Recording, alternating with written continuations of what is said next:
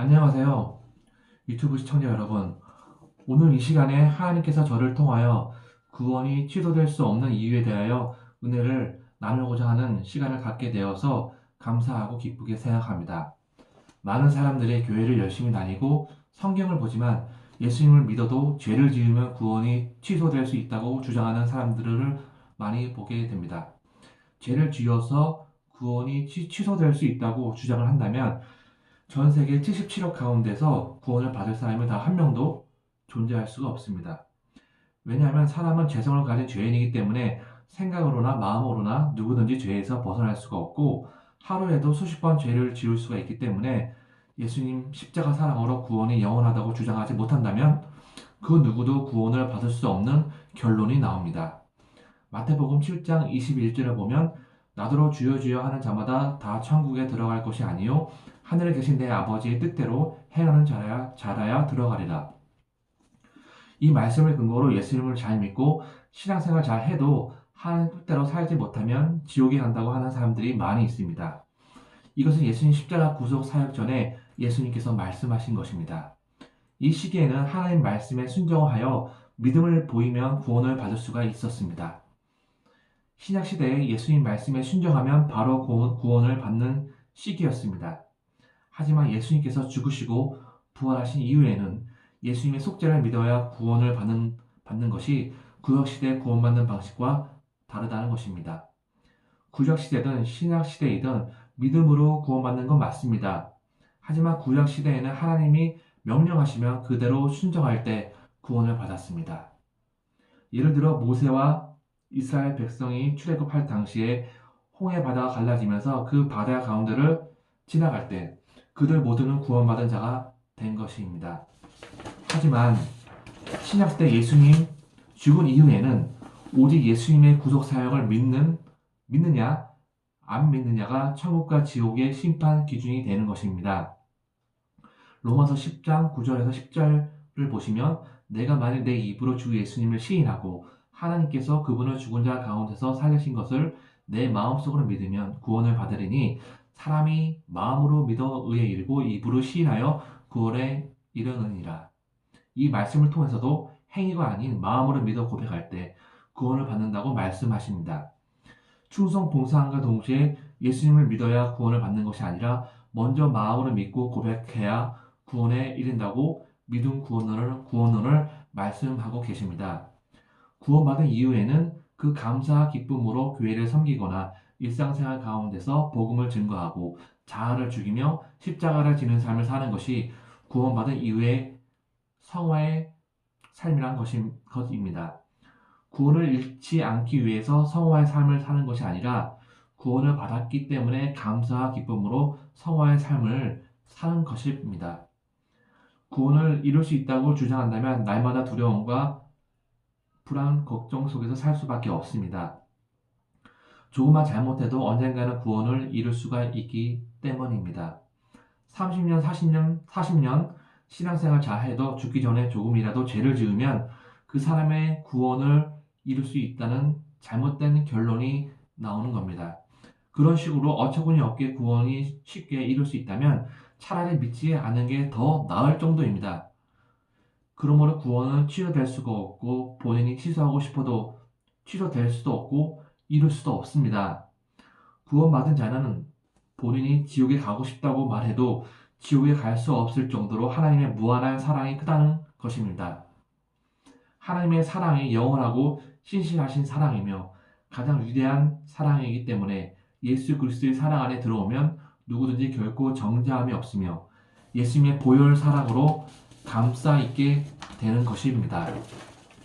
하나님은 변하지 않는 사랑을 가지고 계신 속성이 있기 때문에 하나님께서 사랑을 이룰 수 있다는 것은 하나님의 신실하신 사랑의 유배가 되는 것입니다. 예수님께서 사망 권세를 이기시고 부활하셨습니다. 큰 권능의 역사로 사탄의 머리를 부수고 승리하셨습니다. 그 승리로 말미암아 마귀는 더 이상 구원받은 하나님의 자녀를 정죄할 수가 없습니다. 마귀는 십자가에서 패배하였고 예수님은 승리하셨으며 예수를 믿는 모든 하나님의 자녀 또한 승리한 것입니다.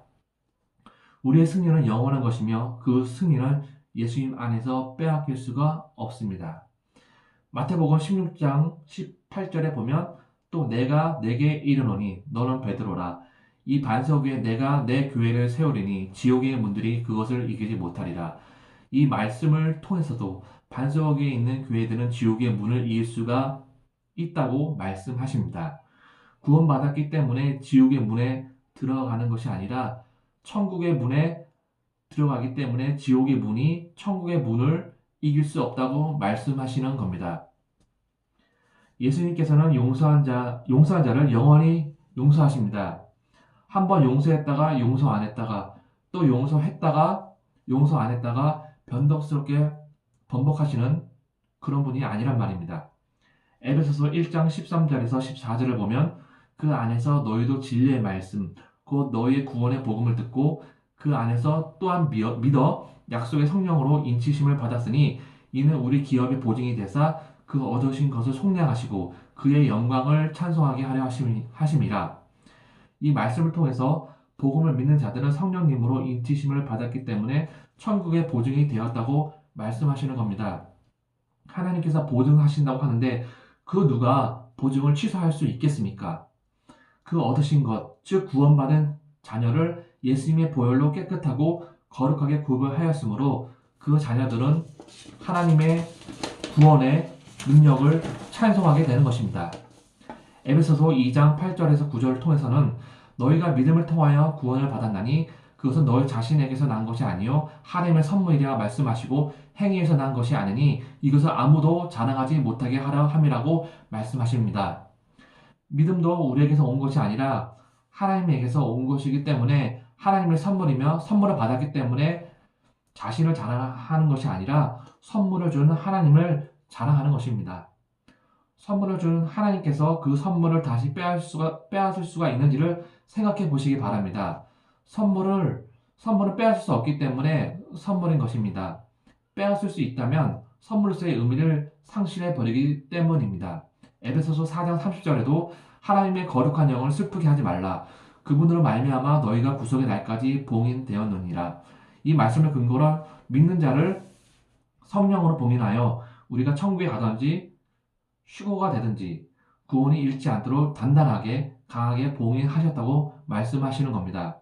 그러므로 구원받은 자는 구원을 잃을까 걱정하며 두려워할 필요가 없는 것입니다. 다음 말씀을 또 보겠습니다. 로마서 8장 38절 39절 말씀에 내가 확신하노니 사망이나 생명이나 천사들이나 권세자들이나 현재의 일이나 장래의 일이나 능력이나 높음이나 기쁨이나 다른 어떤 피조물이라도 우리 주 예수 안에 있는 하나님의 사랑에서 끊을 수 없으리라.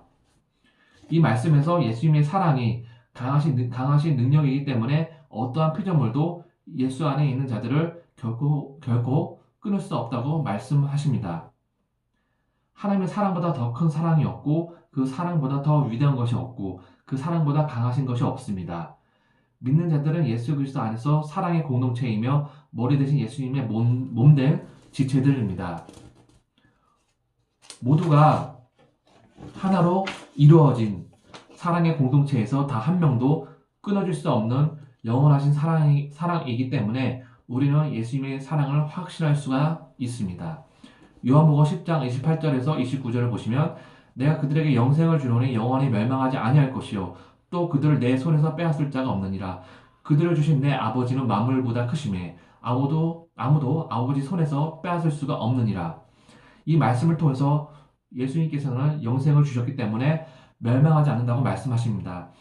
또한 아버지 손 안에서 그 누구도 빼앗을 수 없다고 말씀하십니다. 영원한 생명을 주셨기 때문에 구원을 잃을 수도 없고 취소될 수도 없는 것입니다. 마귀도 영원한 생명을 정죄할 수 없습니다. 그러므로 끊을 수 없는 예수님의 사랑 안에서 우리는 평안과 구원의 확신 가운데 있을 수 있는 것입니다. 이러한 예수님의 사랑 안에서 늘 승리하시고 그 사랑에 매여 예수님을 증언하는 귀한 예수님의 일꾼들이 되기를 주 안에서 소망합니다. 또 기회가 되고 하나님께서 허락하시면 더 공감되는 주제를 가지고 하나님의 은혜, 말씀의 은혜를 전달하도록 하겠습니다. 감사합니다. 다음에 또 뵙겠습니다.